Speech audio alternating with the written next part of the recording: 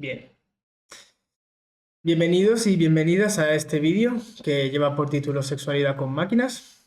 Este vídeo pretende recoger la ponencia con el mismo nombre que realicé en noviembre de 2025 en un congreso de FES, de la Federación Española de Sociedades de Sexología. Bueno, primero, para el que no me conozca, mi nombre es Gerard Cebrià. Soy psicólogo, sexólogo, máster en Big Data e Inteligencia Artificial y estudiante de filosofía. Me interesan bastante la aproximación en estos temas, en tanto a nivel sexológico como tecnológico. Intento establecer un nexo de unión entre ambos dos. Y aunque parezca que estas disciplinas están bastante separadas, voy a intentar en este vídeo ver cómo se interrelacionan y cómo se entrelazan estas dos dimensiones humanas. Digo dimensiones porque desde la sexología actual se considera que el ser humano es un ser sexuado desde el nacimiento. Esto quiere decir que está equipado para amar, para sentir placer sexual, buscar afecto, etc. Por otra parte, yo vengo defendiendo, al igual que otras autoras han hecho, y otros autores, que el ser humano posee una dimensión tecnológica, que no es que el ser humano utilice la tecnología como tal, sino que es la propia tecnología la que constituye el ser humano. Para entender mejor lo que significa esto, vamos a empezar con una autora que se llama Donna Haraway, que en 1985 escribió un breve texto feminista que se llama Manifiesto Cyborg. Era un texto que pretendía ir en contra del feminismo de aquella época. De este texto he recogido la figura del cyborg como figura que ha superado la división entre humano y máquina, entre hombre y mujer y entre ser humano animal. El cyborg sería estas dimensiones entrelazadas, de alguna forma entendiendo lo que estaba diciendo antes, que la tecnología no se trata de algo externo al ser humano, sino que viene a formar parte de ello. Ejemplos de las tecnologías de las que estoy hablando viene a ser, por ejemplo, la escritura, el lenguaje, la medicina. Todas estas tecnologías que nos han permitido sobrepasarnos como especie y de alguna forma transformarnos como tal, ¿vale? Por ejemplo, y en base a lo que estaba diciendo al principio, si pretendemos relacionar la tecnología con la sexualidad, existe una serie de tecnologías y con esto quiero diferenciar de la concepción que tenemos a día de hoy de la tecnología en base a lo que es un smartphone, lo que es internet, etcétera, hablando de tecnologías que a día de hoy aún se aplican, pero vamos, que sería, por ejemplo, los ritos de paso de la adolescencia a la edad adulta. Estos ritos serían comprendidos como una tecnología que permite hackear el cuerpo y transformarlo pasando de un estado a otro. De la misma forma, por ejemplo, existen tecnologías que permiten el control de la natalidad. A día de hoy pues tenemos la píldora anticonceptiva, que luego hablaremos más adelante con Preciado y demás. Pero anteriormente ya se aplicaban según qué plantas medicinales, etcétera, y esto, como digo, venía siendo parte del control de la natalidad como tal. De igual forma, han existido toda la vida que si elixires para aumentar el deseo, etcétera. Todas estas tecnologías, ya digo, forman parte de o se entrelazan de alguna forma con la sexualidad. Michel Foucault también recoge estas tecnologías en su biopolítica. Por ejemplo, cuando habla de todos estos, lo que estaba diciendo antes, cuando empieza a registrarte, no la forma, o sea, cuando empieza el poder a cambiar de ordenar la muerte, mandando a los individuos a la guerra o en ejecuciones, y cuando empieza a controlar la vida como tal. Es decir, cuando empieza a, por ejemplo, registrar la natalidad, empieza a registrar la esperanza de vida, a crear una salud pública, medidas de higiene públicas también, todo esto que está destinado a hacer que el individuo viva más, pero que en última instancia está bajo el control del soberano del momento. Es decir, existen unas tecnologías que no están en nuestro poder, sino que forman parte del poder soberano, que están destinadas a hacer que el ser humano viva de una determinada forma. Esto se ve bastante claro cuando, por ejemplo, en el antiguo DSM, en el Manual de Diagnóstico Psiquiátrico, se consideraba la homosexualidad como una enfermedad mental, o cuando se empezó a categorizar a las mujeres como histéricas, cuando se salían de la norma, etc. Todo esto es a lo que me refería con poder soberano sobre la vida como tal. Porque para Foucault, estas tecnologías, o sea, estas directrices ya son unas tecnologías. Ya, o sea, ya estas formas de entender la vida ya van a transformar el cuerpo como tal. Y es aquí donde la cosa para mí se pone más interesante, no tanto como con Foucault como tal, sino con Paul Preciado, que en su texto Yonki expone principalmente estas ideas, ya digo, partiendo de Foucault. Por eso he hecho una introducción un poco pocha de lo que es Foucault, me van a perdonar los que sepan más. Hay un montón de vídeos por ahí para que quiera profundizar en lo que es el régimen biopolítico, el régimen de muerte, etcétera. A mí lo que me interesaba era sobre todo llegar a Preciado. Voy a leer literalmente un pasaje del texto Yonki para que entendáis de lo que estoy hablando. En esa época paso los días rodeada de amigos trans. Algunos toman hormonas siguiendo un protocolo de cambio de sexo. Otros se administran hormonas y trafican con ellas sin esperar un cambio de sexo legal y sin pasar por un protocolo psiquiátrico, sin identificarse como disfóricos de género. Estos últimos se llaman a sí mismos piratas del género, gender hackers. Yo pertenezco a este grupo de usuarios de testosterona. Somos usuarios copyleft. Es decir, consideramos que las hormonas sexuales como biocódigos libres y abiertos cuyo uso no debe estar ni regulado por el Estado ni confiscado por las compañías farmacéuticas. Bien, aquí lo que está explicando Preciado, en texto Yonki, Preciado lo que hace es un recorrido de su transición de género, de mujer a hombre. Básicamente aquí está explicando cómo se conseguían los parches de testosterona y cómo se los administraba. Lo que quería representar con esto es que estas mismas tecnologías, que es lo que defiende Preciado en última instancia, es que estas tecnologías que sirven para controlar o subyugar al sujeto, en última instancia pueden ser utilizadas para hackear el mismo, para obtener una identidad propia, que no dependa tanto, o sea, que el propio sistema el que te obliga a encajar dentro de una forma, pero que tú puedes utilizar estas mismas tecnologías para revertir esta transformación bueno, para hackear el cuerpo en última instancia. Entonces, Preciado lo que habla son de unas tecnologías farmacopornográficas, en el sentido de que existen unas tecnologías que van a intervenir en el cuerpo a nivel molecular, que vienen siendo las hormonas sintéticas, las pastillas anticonceptivas o en un nivel más cultural la Viagra. He incluido aquí la Viagra porque para mí sí que representa de alguna forma este tipo de tecnologías, porque en el momento en el que existe la Viagra, que es recetada y que es consumida ampliamente, la disfunción eréctil se debe superar mediante el uso de pastillas. No se debe superar mediante el uso de una relación distinta de tu cuerpo o de tu sexualidad, sino mediante el uso de fármacos como tal, ¿vale? Se entiende un poco lo que digo, ¿no?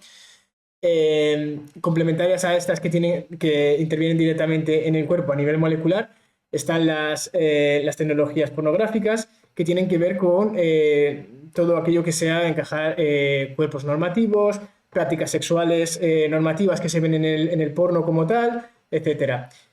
La propuesta complementaria que quiero añadir a esto, que esto ya sí que sería más cosa mía que de Preciado, insisto, es otra dimensión que sería la algorítmica. Entonces, serían tecnologías farmacopornoalgorítmicas, ¿vale?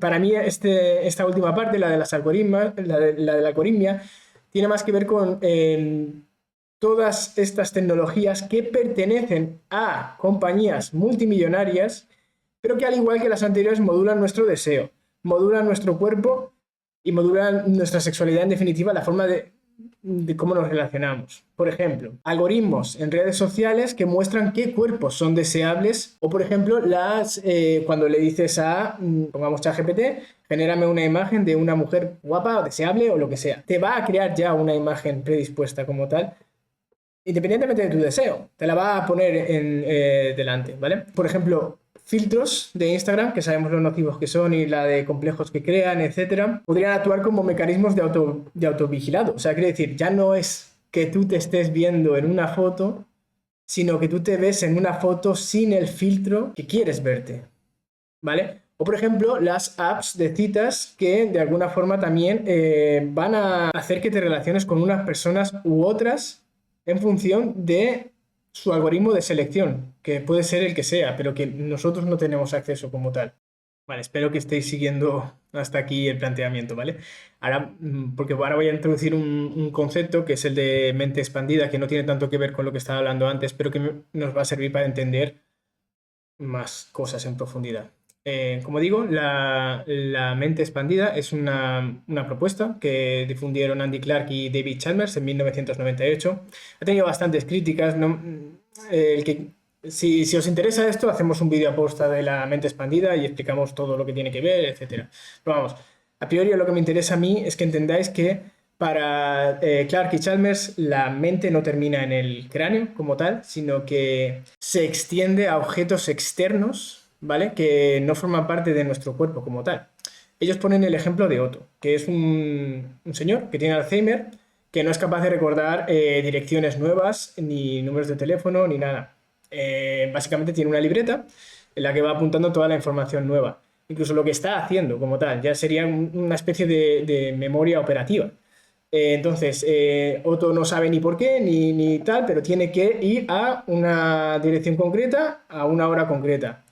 ¿Por qué? Y pues a lo mejor lo tiene ahí explicado en la libreta, etcétera. Lo que vienen a decir estos autores es que básicamente la mente de Otto no termina en su cráneo, sino que se extiende a un objeto externo. Me interesa porque todas estas cosas, estas tecnologías algorítmicas que estaba hablando antes, no están dentro de nosotros. Nos afectan y nos permean como tal, pero no nos pertenecen a nosotros. Están en otra parte. Vamos a poner un ejemplo. Supón que esto que está ahora tan en boca de los medios, ¿no? Pues las novias virtuales. Imagínate que tienes una novia virtual de estas de un chatbot con el que tienes una relación, se ha ido modulando tu interacción con ella, ha ido modulando tu deseo, ha ido modulando cómo te relacionas, cómo ves tú las relaciones, cómo entiendes o cómo te manejas la frustración en según qué momentos. Básicamente se están manejando unos afectos que te están repercutiendo en tu forma de ver el mundo, tu forma de ver las relaciones y tu forma de entender el amor, y que no están mediadas últimamente en ti,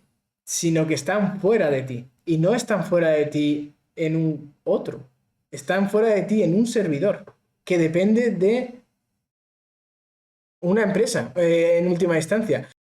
A mí es que sí que me hace un poco de gracia imaginarme eso, como que tu perfil sexoafectivo está alojado en un servidor en norte de Europa, en el norte de América, en el Asia Pacífico o donde cojones sea que está guardando esta gente los datos. Vale, vamos a aterrizar esto un poco entonces. En agosto del año pasado, en 2025, en el que la web Reuters publica un artículo en el que un ex empleado de Meta, ahora me hace gracia llamarlo Meta, antes lo llamaba Facebook, pero como ahora el metaverso ha entrado en bancarrota, ahora que se jodan y que se traguen su nombre. Como decía, un ex empleado de Meta, que ya digo que es propietario de Instagram, de Facebook, de WhatsApp, reveló cómo la IA en la que está trabajando Meta estaba siendo entrenada para responder a hipotéticas conversaciones con menores de edad. ¿Vale? Entonces, voy a explicar brevemente lo que hacían a un nivel un poco más técnico. Y es que, como sabéis, los chatbots tipo ChatGPT, etcétera, tienen unas directrices que se llaman guardrails, como guardarraíles, en los que se entrenan con ejemplos, básicamente. Te dice, en base a una conversación concreta, es razonable responder esto o esto lo tienes totalmente prohibido, etcétera. Entonces, os voy a poner un ejemplo en pantalla sobre lo que tenía esta gente cuando hablaba con menores.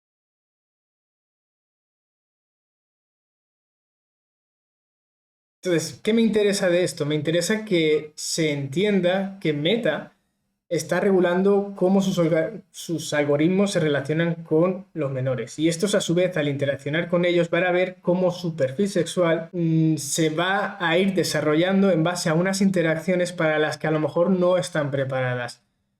Es un poco complicado hablar de abuso en estos términos, pero obviamente hay una intervención en el desarrollo psicosexual, en el caso de que se den estas conversaciones, que no se está teniendo en cuenta. Que ya sí que se está teniendo en cuenta, por ejemplo, en el uso de las redes sociales, y de hecho España va a prohibir ahora el uso de redes sociales en menores, como han hecho otros países, basándose en este argumento, en el que es peligroso para los menores establecer contacto de según qué formas con ciertos algoritmos.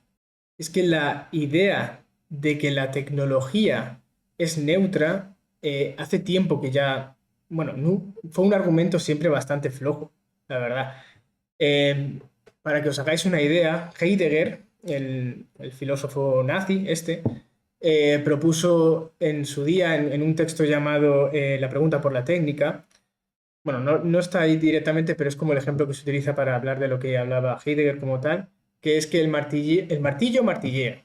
Esto significa que el martillo es una tecnología que se inventa en un momento dado y que transforma el mundo que lo rodea.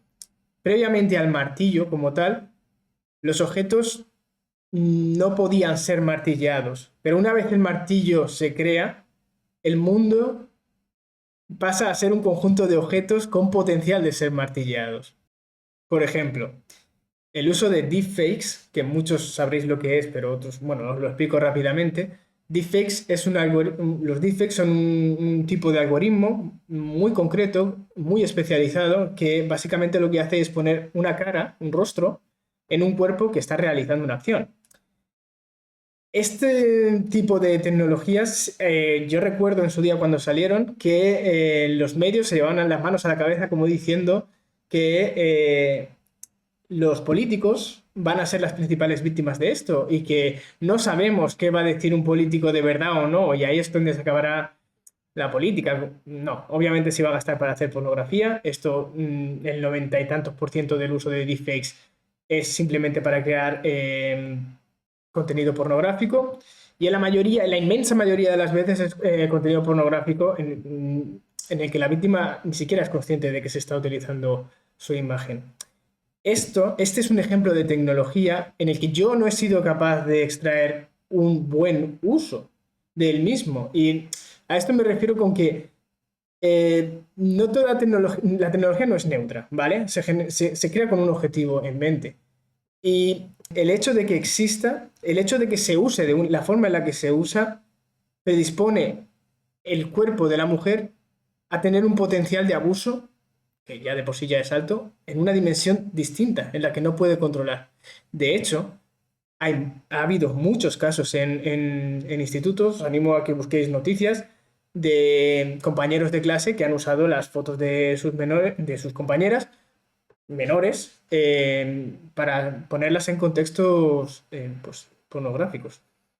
Si a alguien le interesa mucho este tema o otros temas que tienen que ver con el abuso y las nuevas tecnologías y demás, este libro, que es de Laura Bates, The New Age of Sexy, está muy bien.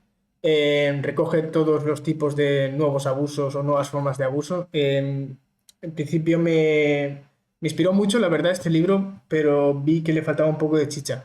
Básicamente se dedica a recoger contenido de, bueno, noticias, etcétera, y las clasifica según el tipo de tecnología que está utilizando. Está guay, me gustó mucho, lo recomiendo. Lo que pasa es que hay que recogerlo un poco con pinzas, la verdad, porque una vez buscando una de las fuentes que mencionaba, porque me interesaba mucho el caso en concreto, no la encontré. O sea que no es que digo que se la invente, pero que a veces, bueno, siempre hay que cotejar todo lo que busquéis. Eso, vamos, de base, y más hoy en día con todo lo que hay por ahí.